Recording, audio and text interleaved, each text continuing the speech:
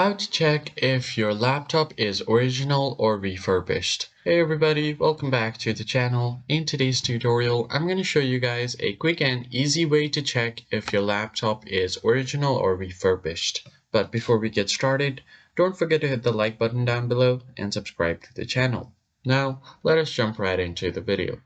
The very first thing you want to do to check if your laptop is refurbished or not is to head over to your Windows icon and search for Run, or you could just press Windows plus R to open up your Run dialog box. And here you're going to type in this command msinfo32 and then hit OK.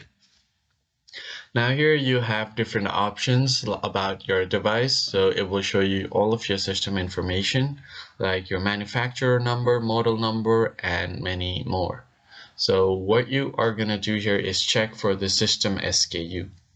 As you can see here, the system SKU is all zeros. That means the device is original and has not been refurbished. But if someone has refurbished, you would see other codes or numbers instead of 00. So let me just show you guys a picture of that. So here, as you can see, the system SKU has a combination of different letters, numbers, and symbols. So this means that the system has been refurbished and it is not original anymore. So that's how you check if your system is original or refurbished. I hope you found the tutorial helpful. I'll catch you guys on the next one. Thanks for watching.